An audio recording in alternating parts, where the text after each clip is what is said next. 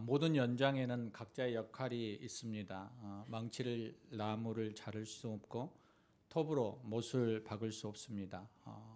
시계는 시간을 가리키고 자동차는 사람을 태우고 갑니다.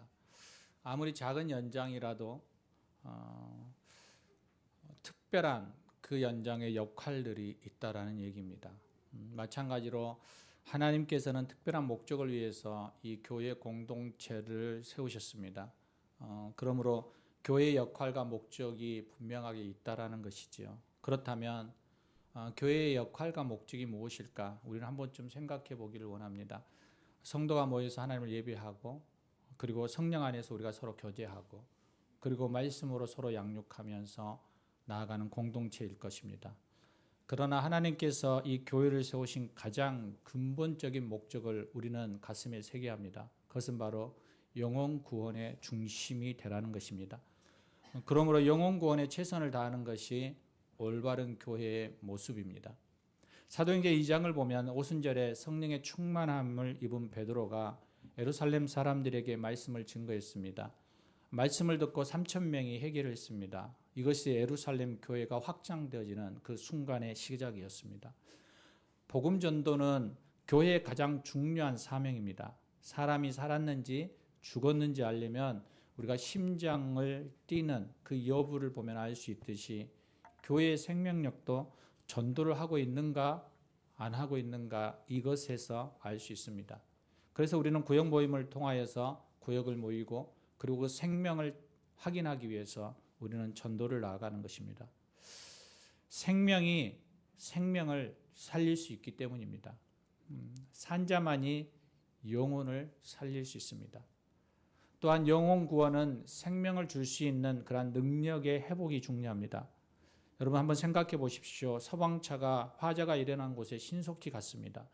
그런데 막상 불을 끄려고 물을 틀었는데 물이 없다면 낭비하지 않겠습니까? 사고 전화를 받고 구급차가 굉장히 빨리 출발했습니다. 그런데 너무 서두르다가 그만 의사를 태우지 않고 출발했다면 어떻게 될까요? 이것도 큰 낭비일 것입니다. 무슨 뜻입니까? 영혼 구원을 위해서는 무엇보다도 먼저 교회가 경건의 능력을 회복해야 한다는 것입니다. 교회가 세상에 나아가서 죽어가는 영혼을 만나 그들에게 생명을 주려면 그 영혼을 살릴 수 있는 그 능력을 소유해야 하지 않겠습니까? 그래서 그것을 회복해야 하는 그 길을 우리 교회는 처음 확신반을 통해서 그 문을 엽니다. 그래서 계속적으로 확신반이 이어져 갈 때 여러분 신청하셔서 함께 동참하시면 좋겠습니다. 우리 안에 왜 예수를 믿어야 하고, 왜 나의 신분이 이 땅에서 하나님의 나라로 옮겨졌는지, 왜 나는 사단의 종이 아니라 마귀의 종이 아니라 하나님의 아들, 하나님의 자녀, 신자가 되는지, 우리는 이 구원의 확신을 통하여서 우리가 다시금 우리의 삶에 대한 영역을 점검해 볼 수 있습니다. 이번 사기는 남성들입니다. 남성들은 복 받은 겁니다. 그래서 이 남성들이 또다시 구원 안에, 복음에, 또 그 진수 안에 들어갈 수 있는 그러한 은혜가 있기를 소망합니다. 사도행전 3장 6절을 보니까 사도 베드로가 안진병을 향해서 이렇게 외칩니다. 은과 금은 내게 없거니와 내게 있는 것으로, 나한테 있는 것으로 너에게 주겠다라는 거예요. 그것이 뭐냐? 베드로의 안에 가지고 소유하고 있는 것이 바로 나사렛 예수 그리스도의 이름이라는 거예요. 그 나사렛 예수 그리스도의 이름으로 너는 걸으라라고 선포합니다. 이것이 바로 교회의 모습입니다. 세상 사람들 가운데 안진병이 같은 모습, 전혀 능력이 없는 사람들이 만났을 때 내게 있는 것으로 주어야 하는 것이죠. 내 안에 돈이 있고 내 안에 그 어떤 권력이 있다 할지라도 우리가 예수 그리스도를 믿는 사람들 안에는 바로 가장 그 어떤 능력, 그 힘은 바로 예수 그리스도 이름이라는 거예요. 그러므로 우리는 담대하게 예수 그리스도 이름으로 일어나 걸으라라고 선포하고 외칠 수 있어야 됩니다. 이것이 복음의 능력입니다. 여러분, 우리 안에 계속적인 두려움과 염려가 있는 것은 내가 예수 그리스도 이름으로 손을 얹어 기도했는데 안 나오면 어떻게 하지? 내가 예수 그리스도 이름으로 기도했는데 이 사람이 일어나 걸어가지 않으면 어떻게 하지? 내가 이 사람에게 예수 그리스도 이름으로 얘기하고 선포했는데 이 사람이 어떤 문제가 해결되어지지 않으면 어떻게 하지? 이러한 두려움이 있고 염려가 있다라는 거예요. 그런데 여러분, 그 두려움과 염려는 누구에게 맡기는 거예요? 예수님께 맡기는 거죠. 하나님께 맡기는 거죠. 결과까지 내가 어떻게 해보려고 하다 보니까 우리 안에 자꾸만 어려움이 생기는 겁니다. 결과는 누구에게요? 하나님께로 이전하면 됩니다. 그게 위임입니다. 하나님은 우리에게 전하라고까지 했지 우리에게 그 결과에 대한 책임까지 우리에게 지라고 말씀하시지 않았잖아요. 그러니까 우리는 전하는 자의 자리에 서 있기만 합니다. 사랑하는 여러분, 교회가 한동안 십자가 복음은 전하지 않고 번영신학만 외쳤던 때가 있었습니다. 예수 믿으면 만사형통이라고, 무조건 행복하고 평안하다고, 범죄를 저지른 사람임에도 불구하고 성공한 사람이면 당신은 복받은 훌륭한 성도라고 이렇게 평가하고 세웠던 때가 있었습니다. 그런가 하면 미래를 알려주는 것처럼 잘못된 애언기도를 하고 성도에게 안수를 하면서 기도만 해주면 모든 일이 잘 풀리고 복받는 것처럼 말하면서 우리 안에 계속적인 기복신앙을 부추기며 변질시켰던 때가 있었습니다.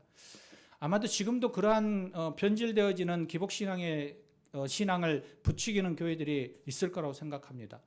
그런데 이러한 신앙 가운데에서 어떤 일이 벌어졌는지 혹시 아십니까? 우리 안에 십자가의 복음이 점점 희미해져 갔다라는 거예요. 세상적인 가치로 온통 기독교가 오염되어 버린 거예요. 그래서 그들 안에 경건의 능력을 잃어버리기 시작했어요. 성공만 하면, 세상적으로 이름만 내면 이게 복받는 것처럼 착각하는 거예요. 여러분, 성경은 우리 안에 십자가에 대해서 말씀하고 있습니다. 우리는 십자가는 잊어버리고 싶어요. 십자가는 지고 싶지 않아요. 그냥 성공과 꽃길을 걸어가고 싶은 것이죠. 그런데 성경은 교회의 그 본질은 복음 증거를 회복하고 그 복음 증거를 회복하는 사람들은 십자가와 경건의 능력을 회복하게 되는 거예요. 십자가 없이 영광은 없어요. 그런데 많은 사람들이 십자가는 없고 영광만을 추구하며 나아가는 거예요. 이것은 여러분 가짜 복음이에요. 여기에 속으시면 안 돼요. 사단의 음미고 사단의 유혹이고 또한 그로 인하여서 예수 그리스도로부터 멀어지게 만드는 거예요. 예루살렘 당시에 예루살렘 성전을 어땠는지 우리가 좀 보면 알 수 있어요. 많은 사람들이 찾아왔어요. 그런데도 그 안에는 생명을 살리는 능력이 없었어요. 그곳에 사람들이 장사를 했고 찾아오는 이들마다 절망감을 안고 돌아갔어요. 이것이 비단 그 당시 예루살렘의 성전만의 이야기일까요? 지금 우리 교회와 성도들의 모습일 수도 있어요. 그 당시에 능력을 잃은 성전, 더럽혀진 성전을 예수님이 정화했던 것과 마찬가지로 지금의 기독교가 잃어버린 복음과 능력, 변질된 하나님의 교회가 예수 이름으로 정결되기를 위해서 우리는 기도해야 해요. 그래서 이 나라와 이 민족과 교회와 성도들을 위하여서 끊임없이 우리가 중보해야 되는 이유가 여기에가 있는 것입니다. 사랑하는 여러분, 교회가 살아야 절망 가운데 있는 사회 속에 소망이 있다고 저는 믿습니다. 그리스도인이 살아나야 비로소 죽어가는 영혼들에게 생명을 줄 수 있다라고 저는 믿습니다. 이 오늘 본문을 통하여서 우리는 정확하게 바라볼 수 있습니다. 교회가 회복되어지기 위해서 우리는 첫 번째로 희생의 본질을 회복해야 해요. 왜 성전에 소와 양과 비둘기를 팔고 돈 바꾸는 사람들이 그곳에 있었을까요? 그전에는 성전 밖에 있었을 것입니다. 그런데 우리가 낙타와 천막 이야기처럼 낙타가 추우니까 이렇게 다리 하나만 였다가 나중에 조금씩 들어와서 천막을 차지하고 주인은 밖으로 쫓겨나는 것처럼 그들이 성전 밖에서 이 일을 하다가 조금씩 이권 때문에 안으로 들어와 성전 안에까지 지금 소와 양과 비둘기와 돈 바꾸는 사람들이 차지하고 있는 거예요. 그 자리에 누가 있어야 되는데요? 이 사람들도 처음부터 악의를 가지고 이런 일을 한 것은 아니었을 것입니다. 이스라엘 사람들은 절기 때마다 제사를 드리기 위해서 예루살렘 성전으로 옵니다. 그런데 성전을 찾는 사람들은 예루살렘 근동에서만 오는 것이 아니라 먼 곳에서도 온단 말이야. 우리 속으로 이야기하면 대전과 춘천, 대구, 광주처럼 이 지방에서부터 올라오는 사람들이 있었다라는 거예요. 그런데 한번 생각해 보십시오. 그 사람들이 거기서부터 제물인 소와 양을 끌고 오려면 얼마나 힘들겠습니까? 시간이 많이 걸리고 고생도 무척 심했을 것입니다. 그것뿐일까요? 제사를 드리려고 흠없는 희생제물을 다 골라서 가지고 오죠. 그런데 예루살렘까지 긴 여정을 하면서 동물이 병이 들 수도 있고 상처가 날 수도 있고 그 영역 속에서 어떤 일들이 일어나는 것은 허다했을 것입니다. 그러면 어떻게 되나요? 다시 그것을 가지고 가서 다시 바꿔와야 돼요. 여러분, 이 일이 수없이 반복되었을 것입니다. 그러니까 사람들은 생각했어요. 이렇게 번거롭게 해서는 온전한 제물로 하나님께 제사 드리는 것이 어렵다라는 것을 그들은 경험했어요. 그러니까 그들이 해결책을 어떻게 찾아요? 돈을 가져가서 그곳에서 온전한 제물을 사자라는 것. 이것이 잠정적인 그들의 약속이었어요. 그래서 성전 앞에서 흠없는 제물을 팔게 하는 장사꾼이 생기게 된 거죠. 또 하나는 돈 바꾸는 사람들이 있었어요. 당시 이스라엘에 통용되던 돈은 로마 화폐인 드라크마라는 거예요. 그런데 오늘날 보면 돈에 여러 사람들의 얼굴이 그려져 있잖아요. 우리도 이태계나 세정당, 여러분이 좋아하는 심사연당이 그려져 있잖아요. 그런데 당시 로마의 돈에도 황제의, 그 당시의 우상과 같은 신적인 존재인 가이사의 얼굴이 새겨져 있었어요. 그런데 이스라엘 백성들은 하나님께 이런 우상의 상징인 가이사의 얼굴이 새겨진 돈을 성전에 바칠 수 없다라고 생각한 거죠. 그래서 드라크마와 1:1로 교환할 수 있는 세겔이라는 것을 만들어요. 이게 제도화되어진 거죠. 그래서 사람들은 드라크마를 가지고 와서 세겔로 바꾸어 성전에 그 돈을 드린 거죠. 그런데 이것을 환전하는 이들이 이것을 통해서 이익을 남기고자 하는 거죠. 소위 말하면 돈 장사예요, 돈 장사. 생각해 보십시오. 우리가 한번 처음에 그들이 어떻게 시작했습니까? 처음 출발은 그들이 재물과 돈을 사고 바꿀 때 하나님 앞에 온전한 것을 드리기 위한 선한 마음으로 시작했어요. 그런데 이곳에 무엇이 들어왔어요? 이권이 들어왔어요. 그래서 결국에는 성전은 장사꾼들의 소굴이 되어버린 거예요. 우리는 여기서 중요한 한 가지 사실을 기억해야만 합니다. 교회가 편의만을 추구하다 보면 예배의 본질을 잃어버릴 수 있다는 거예요. 성도가 너무 편한 것, 유익한 것, 간편한 것만을 추구하다 보면 예배의 자리를 떠날 수 있습니다. 우리가 코로나를 통하여서도 경험해 보았지만 또 지금 우리 교회, 이 본성교회 안에도 이 편리하고 유익하고 간편한 그러한 모습으로 우리가 예배의 자리로 나아갈 때가 너무 많이 있습니다. 저부터도 항상 고민하고 있거든요. 그러면서 계속적으로 그 부분을 점검하지만 어떻게 해야 될지를 잘 모르겠어요. 다시 예전처럼 돌아가야 되나? 저녁 예배를 다시 부활해야 되나? 하나님 앞에 어떻게 좀 불편함을 각오하고 가야 되나? 그러면서도 그냥 포기하는 거죠. 그러면서 중국교회 부흥 이야기를 생각해 떠올려 봤어요. 수많은 사람들이 설교를 듣겠다고 이틀 사흘 길을 멀다 하지 않고 찾아왔어요. 근데 그게 중국에서만 이야기일까요? 지금은 뭐 선교사들을 다 쫓아내고 종교적인 탄압이 있어서 이제는 복음을 전할 수도 없지만 그런데 그때 현장이 우리나라에도 있었어요. 새벽에 버스를 타고 또 걸어서 그렇게 몇 시간을 걸어갔던 그때가 있었잖아요. 두세 시간 거리만 되어도 지금은 못 가겠다고 포기하는 이러한 우리의 모습 속에서 예전에 우리의 선조들이 또 중국의 신앙인들이 12시간, 14시간을 걸리는데도 차를 타고 가서 예배하기 위해서 갔던 그때를 우리가 생각해 보면 돼요. 그렇게 와서 말씀을 듣고 예배를 드리니 그 예배가 어떻겠습니까? 간절하고 뜨거운 예배일 수밖에 없지 않을까요? 허름한 장소에서 드린 예배임에도 하나님의 영광이 임하는 예배였다고 봅니다. 우리가 예전에 예배를 드렸을 때 허름한 천막 같은 데서 십자가만 꽂아도 십자가만 걸어도 많은 이들이 몰려왔습니다. 그래서 얼마 전에 김주영 목사가 이야기하면서 목사들이 신랑감의 일이었던 적도 있었다라고 서로 이야기하면서 웃었습니다. 여러분, 성령 충만한 역사와 기적들이 곳곳에 일어나는 이 사건은 여러분 지금도 동일하게 성령은 일하시죠. 그런데 무엇 때문에 우리 안에서 이런 일들이 일어나지 않고 우리가 보여지지 않는 걸까요? 그것은 우리 안에 간절함과 희생이 없기 때문에 그래요. 우리도 예전처럼 그렇게 다시금 불편함을 각오하고 하나님 앞에 나아간다면 저는 분명하게 성령은 여전히 예전처럼 능력으로 우리 안에 임하실 거라고 저는 확신해요. 사랑하는 여러분, 요한복음 12장 24절에 한 알의 밀알이 땅에 떨어져 죽지 아니하면 한 알 그대로 있고 죽으면 많은 열매를 맺느니라. 사도행전을 보면 에디오파에서부터 예배를 드리기 위해서 간다게의 내시가 예루살렘에 찾아온 이야기가 있어요. 여러분, 그 머나먼 나라 그곳에서 이 아프리카에서 이 동남아까지 이 동방에 있는 이 예루살렘을 향하여 온 거예요. 유대계인이. 그런데 그 애가 돌아갈 때 어떻게 하나요? 답답했다는 거. 여러분, 그러나 그러한 긴 장정들, 그것들을 보면서 하나님은 그것을 귀하게 여기고 그의 간절함과 희생이 따른 그 예배를 통하여서 그가 예수 그리스도를 알게 하는 놀라운 은혜를 부어주시잖아요. 우리 안에 이러한 불편함 속에서도 하나님 앞에 나아가는 이러한 간절함과 희생이 있는 예배자의 자리에 나아가기를 원합니다. 그 일을 통하여서 여러분의 삶에 하나님의 역사와 성령의 충만함과 그리고 하나님의 기적과 같은 일들이 여러분 안에 있을 것이라고 저는 믿습니다.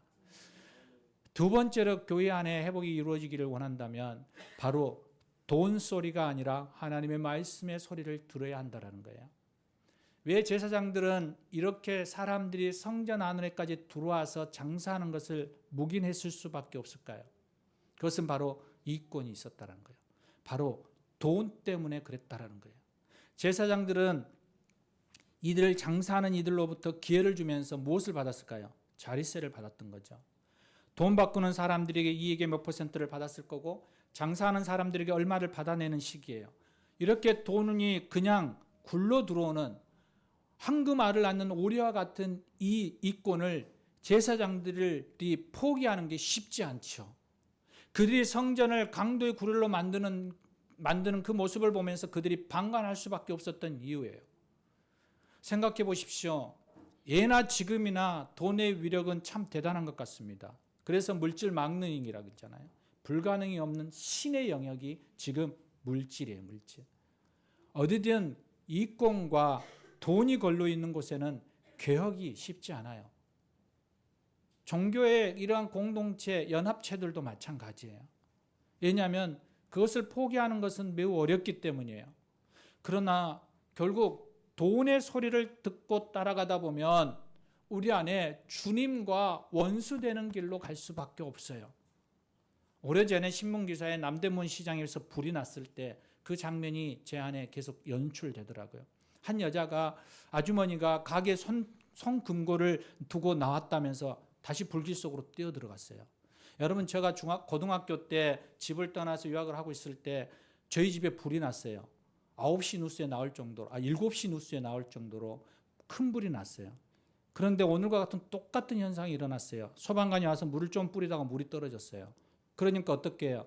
해안가잖아요. 가서 바닷물을 실어 갖고 와서 물을 뿌리더라고요.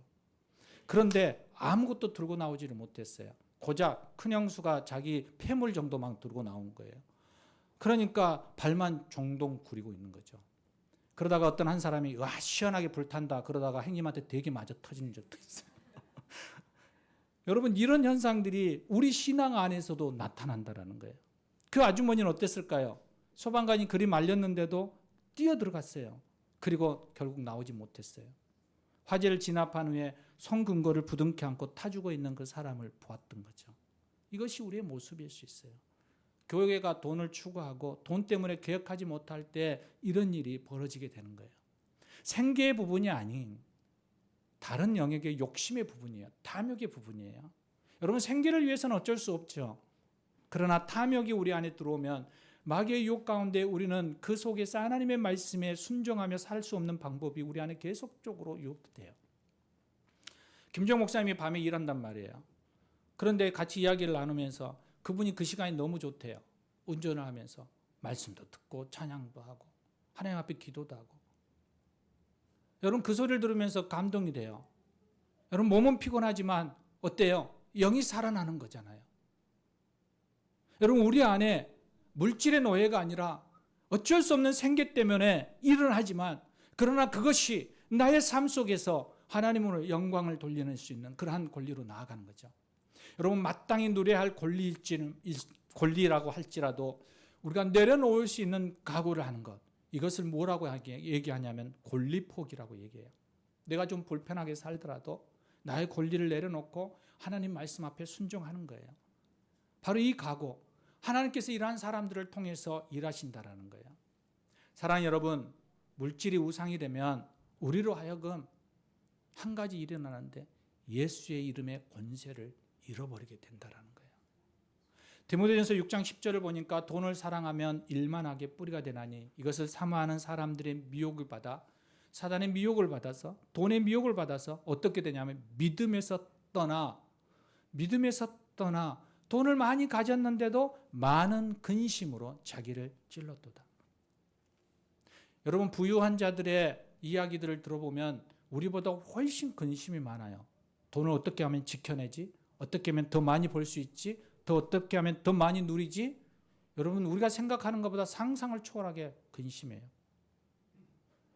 친구 중에 주식을 통해서 돈을 많이 번 친구가 있습니다. 그 친구가 이렇게 얘기하더라고요. 다음번에 어디다가 투자를 하지?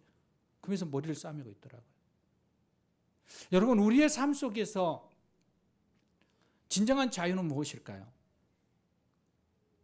무엇인가 묶이지 않는 거예요. 묶이지 않는 것. 많은 성도들이 능력을 잃어가는 이유 중에 하나가 묶이는 거거든요. 그런데 그 묶일 때 특히 물질을 따라가기 때문에 우리는 그것에 대해서 믿음에 대해서 점점 멀어져서 결국 떠나게 된다는 것을 볼 수 있습니다. 그러므로 사랑하는 여러분, 돈 소리보다 하나님의 말씀의 소리를 들을 수 있는 영적인 귀가 열리기를 부탁드립니다. 하나님의 말씀을 가까이 하고 하나님의 말씀을 날마다 듣고자 하는 영적인 사람들은 하나님께서 비록 세미한 음성으로 말씀하실 때 그 음성을 잘 분별할 수 있어요. 열왕기상 19장을 보면 엘리야 선지자가 나오잖아요. 그가 갈멜산에서 전투하여 승리하고 승리에 도취되어 있어요. 그런데 한 여인이 너를 죽여버리겠다라고 얘기하냐, 거기에 갑자기 두려움이 확 들어오는 거예요. 그래서 어떻게 도망해요. 광야로 피해요. 그래서 낙심하여 쓰러져 있을 때 그 속에서 하나님의 세미한 음성을 들어요. 여러분 무엇일까요? 그가 하나님의 음성을 듣는 훈련에 되어 있었다라는 얘기예요. 신앙인들에게서 하나님의 말씀을 듣는 훈련, 이것이 무엇일까요? 이게 묵상이에요. 묵상. 하나님의 말씀을 들으면 여러분 그리스도를 향한 영혼이 살아나는 거죠. 그래서 요한복음 5장 25절에 진실로 너희에게 이르노니 죽은 자들이 하나님의 아들의 예수 그리스도 그 하나님의 말씀 그 음성을 들을 때가 오나니, 그 말씀을 들을 때가 오나니 이때라. 듣는 자는 살아나리라. 아멘.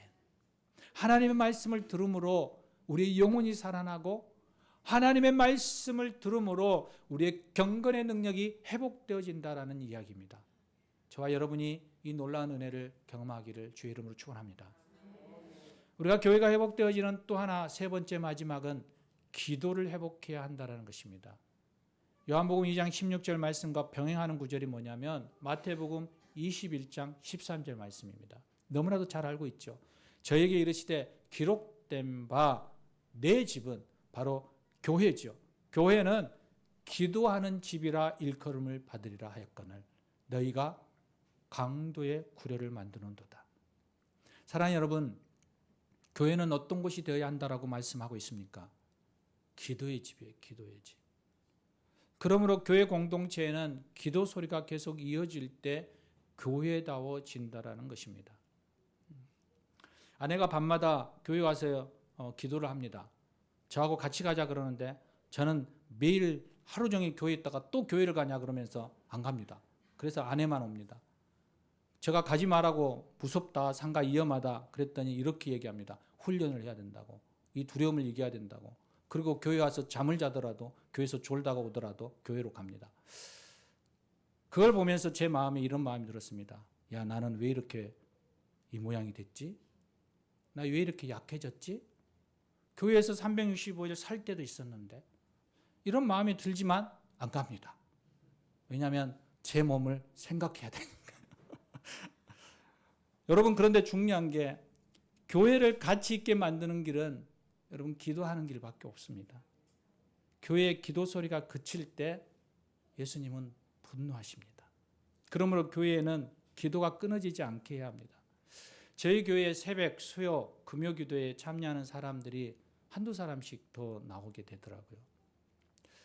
기존 신자들은 안 보이는데 새롭게 오신 분들이 보여져요. 그런데 놀라운 게 뭐냐면 이번 주일 기존 교인 중 한 분이 새벽에 오셨어요. 깜짝 놀랐어요. 그래서 전화를 해서 물어봤어요. 혹시 무슨 일이 있냐고. 그랬더니 그분 말씀이 이번 주일 기도라서 새벽에 와서 기도해야 된다고. 누군지 아시겠죠? 그래서 하루 새벽 기도하고 가셨어요. 여러분, 오늘 주일 예배 기도를 위해서. 여러분, 이게 기도의 능력이에요. 얼마나 그 간절함과 그 사모함이 있는 거예요. 기도를 시작하고 그 분량이 쌓이면 반드시 저는 능력이 나타나기 시작한다고 믿습니다. 여러분, 제가 이 교회에 처음 오고 한 1, 2년 지나고 나서 여러분에게 말씀드린 것이 있습니다. 우리 교회가 기도의 분량이 차야 한다고요. 기도 분량이 차이면 하나님께서 사람을 보낼 거고 그 기도의 분량이 차이면 하나님께서 일하실 거라고요. 여러분, 이것은 지금까지 우리의 모든 기독교 역사 가운데 일어났던 사건이에요. 시대는 계속 변천해 와요. 그런데 변한다고 모든 것이 변하는 건 아니잖아요. 바뀌지 않는 그러한 절대적인 가치가 있잖아요. 대표적인 게 무엇일까요? 한번 생각해 보십시오. 인간의 죄성이에요. 인간의 죄성. 이건 변하지 않아요. 어린아이 때부터 나자마자부터 시작되어지는 거잖아요. 인간의 범죄성, 인간의 죄악, 인간의 약함이에요. 여러분, 어린아이가 배고프다고 해서 상을 차렸어요. 그런데 어린아이가 아버님도 배고프시죠? 아버지 먼저 드세요. 이렇게 주는 아이가 어디가 있습니까? 자기 입에 먼저 들어가죠. 이게 죄성이에요. 죄성. 또 하나가 뭔 줄 아시나요? 또 하나가 구원의 방법이에요. 구원의 방법. 다른 종교나 인간의 노력을 통해서 건강, 심리적인 안정, 사업의 성공, 천수를 다 누릴 수 있을 수 있습니다. 오히려 기독교가 더 힘들고 어렵고 고통 가운데 실패의 자리에 들어갈 수 있습니다. 그런데 한 가지 분명한 것은 영혼 구원은 오직 예수 그리스도의 십자가를 믿는 것 외에는 없다라는 거예요. 이것이 아무리 시간이 지나고 아무리 세월이 가도 이 진리는 결코 변하지 않는 거예요. 여러분, 이것이 변하지 않는 거예요. 또 하나를 찾는다면 교회가 부흥과 능력을 회복하는 길은 기도하는 방법밖에 없어요. 결코 다른 방법이 없어요. 시간이 아무리 지난다 해도 절대로 변하지 않는 진리예요. 5,000년 전에도 교회가 능력을 받는 방법이 기도하는 것과 같이 동일하게 지금도 기도요, 앞으로도 기도만이 능력이라는 것, 이것은 변하지 않는 사실일 것입니다. 마가복음 9장에 보면 귀신 들린 아이를 제자들이 고치지 못했거든요. 근데 그 앞에 장을 보면 어떤 일이 일어나냐면 제자들이 전도 여행을 가잖아요. 저도 이제 여러분에게 아직 발표하지는 않았지만 6월 마지막 주가 되면 전도 여행을 갈 거예요. 죽어라고 고생하는 그 날 2주 동안 죽어라고 고생하다가 올 거예요. 여러분, 지금도 피골이 삼접한데 그때 되면 아마도 여러분 바람만 불어도 쓰러질 것 같은 모습으로 오게 될 수도 모릅니다. 그래서 이 대상포진이 미리 하나님이 정해주신 것은 태영아, 너 예방 차원으로 대상포진을 준 거야. 거기 가서 고생하다가 너 대상포진 걸리면 너 시체로 올 수도 있잖아. 그래서 먼저 걸리게 했다라고 저에게 생생하게 음성으로 알려주셨어요. 여러분, 그렇게 제자들은 귀신을 쫓아내고 병든 자를 고치신 그러한 사건 앞에 그들이 있었어요. 그들이 예수의 이름으로 얘기하면 귀신이 떠나가고 병든 자가 나왔어요. 그런데 어린 아이를, 귀신 들린 아이를 데리고 와서 제자들에게 고쳐달라고 해서 기도했잖아요. 그런데 그 아이의 귀신이 쫓겨나지를 않아요. 그런데 예수님이 오시자마자 이렇게 얘기해요. 귀신아, 그 아이에게서부터 나가라. 그러니까 귀신이 나가는 거예요. 제자들이 너무 화가 나기도 하고 이게 뭐지? 우리도 할 수 있는데? 그러면서 예수님에게 와서 물어봐요. 왜 우리는 귀신을 못 쫓았어요? 얼마 전까지만 해도 우리가 귀신이 쫓아나고 하늘에서부터 사단이 멸망하는 것을 내가 보았는데 왜 지금은 못해요? 라고 얘기해요.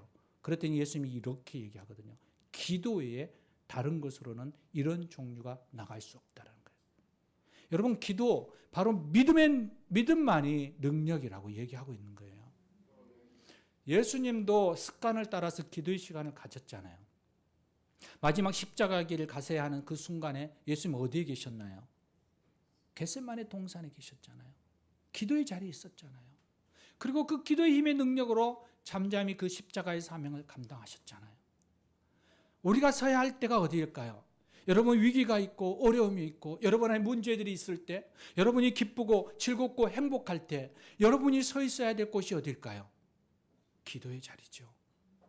기도의 능력은 주님이 오시는 날까지 변함없이 우리의 영성을 주관하기 때문에 그래요. 사랑하는 본성가족 여러분, 교회의 목적은 긴급성을 가지고 있지만 복음 증거의 통로가 되어야 합니다. 그래서 우리 안에 간절하고도 희생적인 헌신이 필요한 거죠. 그런가 하면 세상적인 성공보다 하나님의 그 말씀의 소리에 귀 기울이는 경건의 능력을 가지고 있어야 해요. 그리고 교회가 또 갖춰야 할 것은 영적인 회복, 말씀과 묵상과 예배와 그리고 무엇보다도 간절한 기도의 능력을 회복해 하는 거예요. 이러한 교회가 그 기본적인 것들을 회복해 갈 때 교회는 생명을 살리는 공동체로서의 열매를 맺게 되는 것입니다. 사랑하는 여러분, 우리 교회가 그 일을 하고 싶습니다. 에스겔 47장을 여러분 보면서 몇 년 전에 여러분에게 설교했던 기억이 납니다. 성전 문지방에서 흘러나오는 생수가 흘러가는 곳마다 어떤 일이 일어나요? 살아나는, 생명을 살리는 일들이 일어나잖아요. 죽음이 있는 곳에 생명을 주었고 사막과 같은 곳에 수풀이 우거지는 곳으로 변화시켰어요. 30주년을 맞이하는 본성교회가 이제 지경을 넓혀서 죽음으로 가득 덮여있는 복음의 불모지를 향하여 나아가기를 원합니다. 여러분 한번 생각해 보십시오. 구역 모임을 통하여서 또 여러분에게 30주년을 맞이해서 초청 대상자들을 작정하고 또 마음에 두고 기도하면서 초대하라고 말씀드렸습니다. 여러분 이번에 보면서 여러분 예전과 좀 다른 것을 발견하시지 않나요? 그전에는 여러분 새로운 사람들이 없었어요. 그냥 주변에 있는 내가 있는 예전에 왔던 분들이에요. 근데 이번에 보면 새로운 분들이 있어요. 예수를 믿지 않는 분들이 있어요. 예전에 우리가 5년 전에 했을 때 교회 이곳에 가득 채워서 보조 의자를 뒀어요. 그리고 난 다음 해에 여러분 몇 분 오지 않았어요. 그런데 제 마음에 야 이번에 정말 보조 의자 놔야 될 형편이 되겠다. 상황이 일어나겠다. 막 그런 믿음이 확 올라와요. 나만 딱 한 사람 마음에 다시 하겠습니다. 이번에 하나님이 저에게 주시는 마음이 야 이번에 30주년을 맞이해서 보조 의자를 놔야 될 상황이 일어나겠다 하는 그런 마음이 확 밀려오더라고요. 근데 이 정도는 반응해 주셔야죠. 여러분 그래서 보조 의자를 꺼내려고요. 생명의 복음을 전하는으로 죽은 영혼을 살리고 번성하고 번성하는 복을 선포하며 나타나는 교회가 우리 교회가 되기를 선포합니다. 주님이 주시는 꿈, 주님이 주시는 비전, 이것은 교회가 생명을 잉태하는 것, 생명을 낳는 일이에요. 죽어가는 영혼들이 주님 앞에 나오게 하는 거예요. 우리가 그 길을 열 거예요. 죽어가는 영혼들을 살릴 거예요. 복음의 불모지를 향해 나아갈 거예요. 그래서 우리 교회는 7년 동안에 30개의 소그룹을 위해서 기도하고 있어요. 이 30개의 소그룹은 무엇 때문에 30개였냐? 여러분 기억하시나요? 원래 60개였어요. 그런데 제가 믿음이 약해서 30개로 줄였어요. 30개는 여러분 왜 굳이 30개의 소그룹을 만들려고 하십니까? 라고 묻는다면 3차 계획을 보시면 돼요. 선교예요, 선교. 여러분 소그룹이 하나님의 나라, 하나님의 교회, 하나님의 사람들을 세워가기 위한 기본, 그 기초를 세우는 거예요. 30교회를 세우고 싶어서 그래요. 사랑하는 여러분, 하나님이 주신 꿈, 우리 교회는 그 꿈을 향해 나아갈 겁니다. 그런데 여러분 그 때가 언제인지는 알 수 없겠어요. 여러분 우리가 5년이 8년이 되잖아요. 그걸 누가 알 수 있겠어요.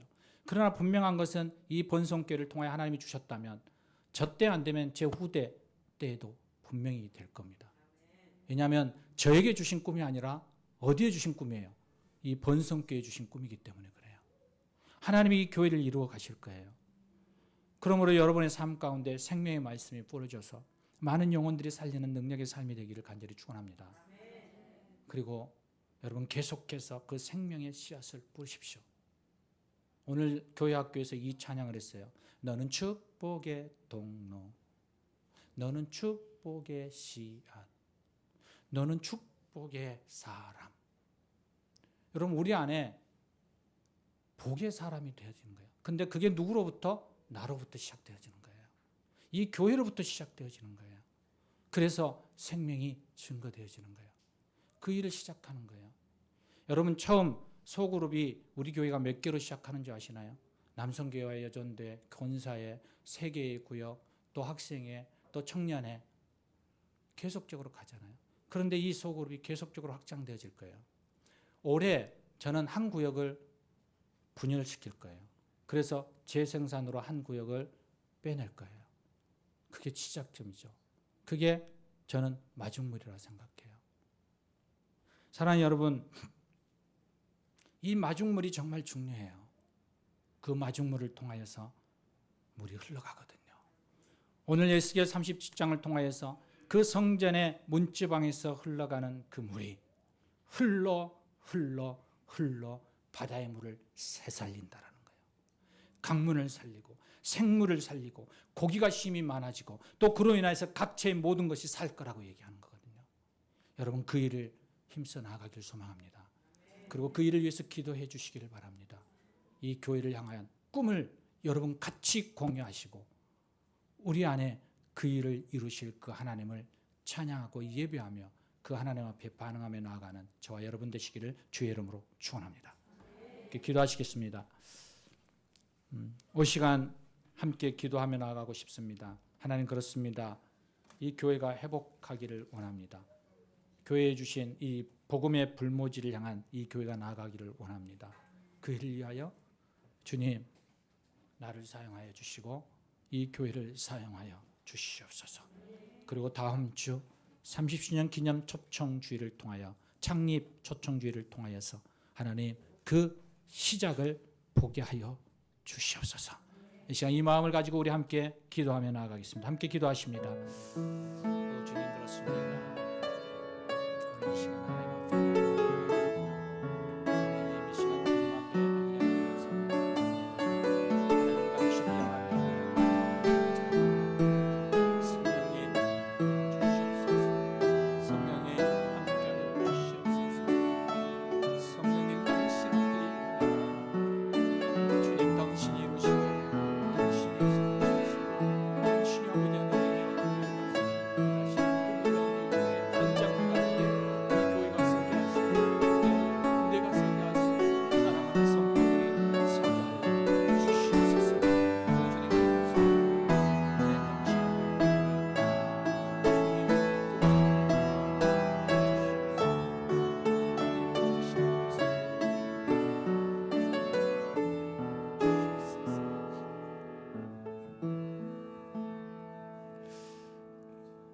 살아계신 아버지 하나님, 하나님의 생명을 살리는 그 역사의 현장 가운데 이 교회가 우뚝 서 있기를 원합니다. 하나님, 사랑하는 이 번성의 교우들이 그 현장에 그 기적의 주인공이 되어지기를 소망합니다. 하나님, 교회의 목적과 그리고 거기에 걸맞는 삶의 자리로 우리를 부르셨사오니 주님, 그 삶을 살아내는 귀한 믿음의 사람 되게 하여 주시옵소서. 우리 주 예수 그리스도 이름으로 기도합니다. 아멘. 아멘. 여러분 사랑하고 축복합니다.